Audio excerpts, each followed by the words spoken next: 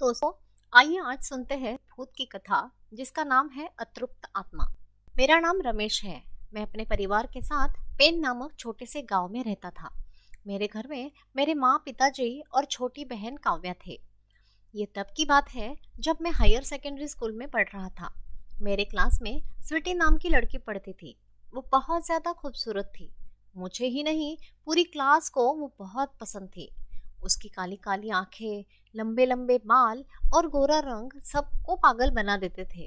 उसके चेहरे पर हमेशा एक मुस्कान छाई हुई रहती थी, जिस वजह से वो बहुत ही प्यारी लगती थी। मेरे बारे में बताने लायक ज्यादा कुछ है नहीं। मेरी हालत बहुत खराब थी। मेरे पिताजी स्वीटी के पिताजी के शॉप पर काम किया करते थे और मेरी माँ दूसरों के घर में काम करके थोड़ा बहुत कमा लेती थी। मुझे स्वीटी पसंद तो थी, पर मैंने उसके साथ बात करने की कभी भी हिम्मत नहीं दिखाई थी, क्योंकि उसकी और मेरी परिस्थिति में बहुत अंतर था। मैं सिर्फ यही चाहता था कि कम से कम थोड़ी बहुत जान पहचान हम दोनों में बने रहे। मैं हर समर वेकेशन में स्वीटी के पिताजी की शॉप पर हिसाब लिखने जाता था। मेरा हस्ताक्षर अच्छा था और गलतियां भी मुझसे नहीं होती थी, इसलिए मेरा काम उनको बहुत ज्यादा पसंद था। लगभग 3 साल से मैं ये काम करता था। इस काम से जो भी पैसे मुझे मिलते थे, उसमें से मेरी किताबों का खर्चा निकल जाता था, इसलिए मैं भी खुश रहता था। स्वीटी का स्वभाव जरा भी अच्छा नहीं था।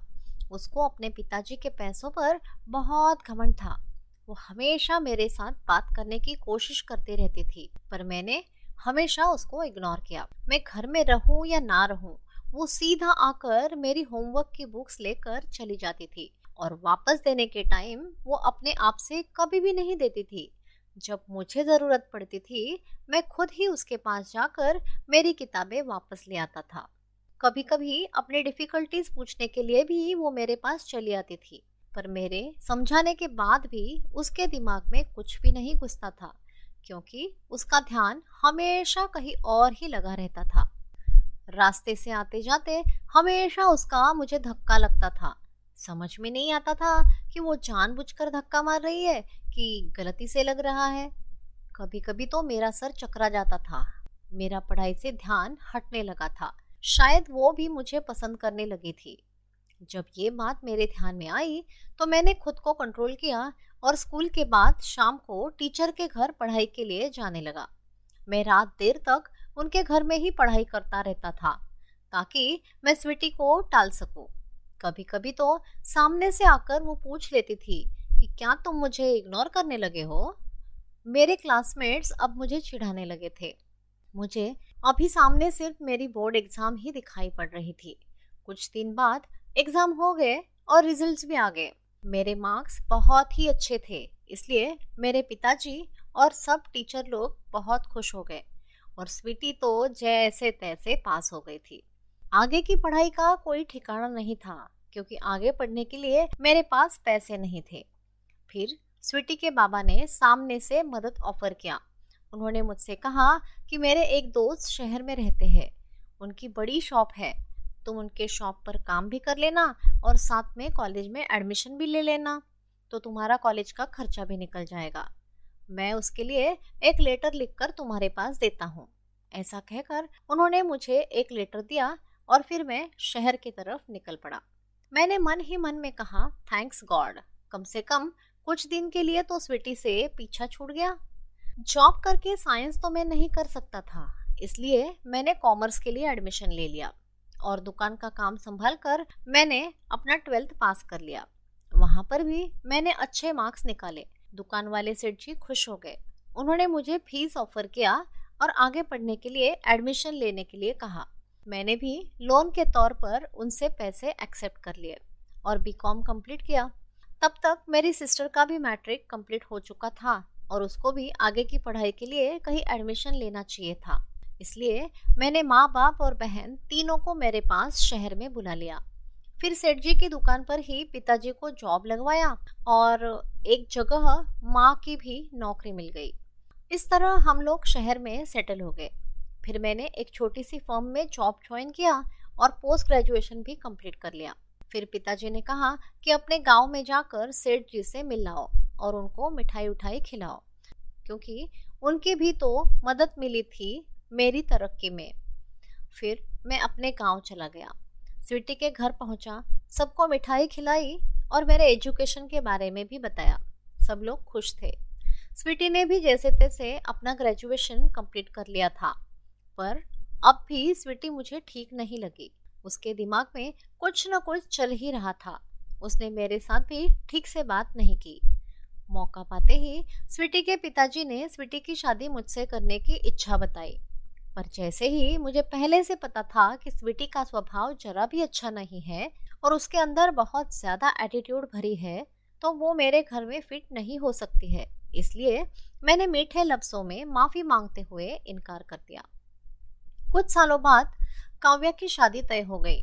फॉर्चुनेटली और अनफॉर्चुनेटली लड़का हमारे गांव का ही था और शादी भी गांव में ही रखी थी। मैं इस मामले में पिताजी से ज्यादा कुछ बोल नहीं पाया। फिर शादी के लिए हम सब लोग गांव वापस चले गए। कुछ दिन के लिए वहां पर रहना पड़ा। एक दिन शादी की तैयारियों से बहुत थका हारा मैं रात को सो रहा था। तभी अचानक से कुछ आवाजें आई और मेरी नींद खुल गई। आंखें खोलकर देखा तो आगे आसपास कोई भी दिखाई नहीं पड़ रहा था, लेकिन नींद का अमल मुझ पर चढ़ चुका था, इसलिए मैं वापस सो गया। कुछ देर बाद वापस मुझे आवाज सुनाई दी। कोई मेरा नाम लेकर पुकार रहा था, इसलिए मैं अपने बेड पर उठकर बैठ गया। थोड़ी ही देर में मैंने महसूस किया कि मेरे बेड पर कोई बैठा है और धीरे धीरे मुझे उसकी परछाई दिखने लगी और आवाज भी आने लगी। आवाज तो एकदम स्वीटी के जैसे ही थी। सूरत ठीक से दिखाई नहीं पड़ रही थी, पर ऐसे लग रहा था मानो स्वीटी ही बैठी है। वो जो भी कोई था उसने मुझसे कहा, मैं तुमको कब से पसंद कर रही थी और तुमसे शादी भी करना चाहती थी, पर तुमने मुझे मना कर दिया। अब क्या करोगे? मैं तुम्हें नहीं छोड़ूंगी। मुझे बहुत डर लगने लगा। ये स्वीटी की आवाज में मुझसे कौन बात कर रहा है समझ में नहीं आ रहा था। मैं डर के मारे कांपने लगा। आजू बाजू पूरा अंधेरा था। डर के मारे मेरे मुंह से अपने आप चीख निकल गई। मेरी आवाज सुनकर कोई तो दरवाजे पर आ गया। तभी वो परछाई वहां से गायब हो गई। परछाई के गायब होते ही मैं सोचने लगा कि ये बात किसी को नहीं बतानी चाहिए, वरना शादी में मुसीबत आ सकती है। इसलिए मैं चुपचाप बैठा, लेकिन आगे रात में मैं सो नहीं पाया। दूसरे दिन उठकर वापस शादी की तैयारियों में जुट गया। दूसरे दिन जब मैंने स्वीटी के बारे में पूछताछ की तो मुझे मालूम पड़ा कि जब मैंने शादी से इनकार कर दिया था, उसके कुछ ही दिन बाद स्वीटी ने आत्महत्या कर ली थी। और जहाँ पर उसने आत्महत्या कर ली थी, ये वही जगह है जहाँ पर हम लोग अभी रह रहे थे। फिर दिन भर शादी के अरेंजमेंट्स वाले काम थे। जैसे ही रात हुई, मुझे पहले से ही डर लग रहा था कि शायद आज भी स्वीटी वापस ना आ जाए। पर दिन भर के काम की थकान की वजह से जैसे तैसे मुझे नींद लग गई और एकदम कल के जैसे ही आज भी स्वीटी की आवाज में कोई मुझे नींद में से जगा रहा था। आज तो मैं झट से उठकर बैठा और जाकर लाइट ऑन किया। सामने देखा तो स्वीटी का भूत मेरे सामने खड़ा था। उसने वापस मुझसे बात करना शुरू किया। मैं तुम्हें नहीं छोड़ूंगी, मैं तुम्हें पाकर ही रहूंगी। मैं बहुत डर गया और जोर जोर से चिल्लाने लगा। जैसे ही मैंने उसकी आंखों की तरफ देखा तो उसकी दोनों आंखें एलईडी लाइट की तरह चमक रही थी। बहुत ज्यादा डरावनी लग रही थी वो। मैंने जैसे तैसे अपने डर पर कंट्रोल किया और उससे बात करने की कोशिश की। मैंने उसको कहा, देख स्वीटी, तू मरने के बाद भी नहीं बदली। तेरे से कोई प्यार करे ऐसे तो तू कभी भी नहीं थी, तब भी और अब भी। अब मैं तुझसे नहीं डरूंगा। भगवान ने तुझे इतना सुंदर बनाया था, पर अपने स्वभाव की वजह से तूने खुद की लाइफ बर्बाद कर दी। तू यहाँ से निकल जा। मैं मेरी दुनिया में बहुत सुखी हूँ।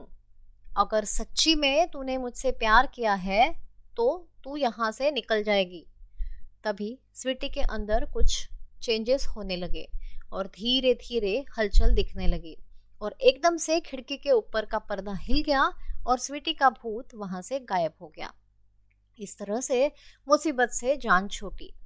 इस कहानी से हमें ये सीख मिलती है कि कभी भी अहंकार मत करो, सबके साथ में अच्छा बर्ताव करो और लोगों की रिस्पेक्ट करना सीखो। धन्यवाद।